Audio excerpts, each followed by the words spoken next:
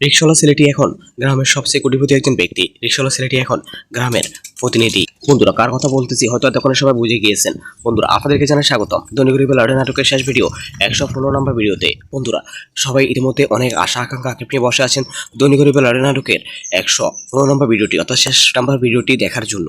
বন্ধুরা, আপনাদেরকে দুঃখের সাথে বলতে হচ্ছে যে দৈনিক গরিবের লড়াই নাটকটি আর কখনো দেখতে পারবেন না। হয়তো 116 নম্বর ভিডিওটি আপনারা আর কখনো দেখতে পারবেন না। বন্ধুরা, দৈনিক গরিবের লড়াই নাটকটি যদি আর কখনো না দেখতে পান তাহলে কে কে মিস করবেন কমেন্টে জানাবেন। আপনাদের কমেন্টে আশায় থাকলাম। বন্ধুরা, ভিডিওর মূল শেষে চলে যাওয়ার আগে আপনাদের কাছে আমাদের ছোট্ট মেরাজ এক্সপ্লেন ভিডিও চ্যানেলটি সবাই সাবস্ক্রাইব করে দিই। জলদি করে আমাদের ছোট মেরাজ এক্সপ্লেন ভিডিও চ্যানেলটি সবাই সাবস্ক্রাইব করে রাখুন। আমাদের আজকে ভিডিও আপনি কোন জায়গাতে দেখতেছেন তা কিন্তু অবশ্যই কমেন্টে জানাবেন। আপনার কমেন্টের অপেক্ষায় থাকলাম। বন্ধুরা, দৈনিক গরিবের লড়াই নাটকের 115 নম্বর ভিডিওটি সবাই আগামী কাল অথবা পরশু দেখতে পারবেন। বন্ধুরা, দৈনিক গরিবের লড়াই নাটকের 115 নম্বর ভিডিওটি হবে সেরা একটি ভিডিও, কারণ ওই ভিডিওতে দেখতে পারবেন বোনদের বাড়ি থেকে বের করে দিবে অন্যদিকে সোহাগ বোনদের বাড়িতে গিয়ে আশ্রয় নেবে।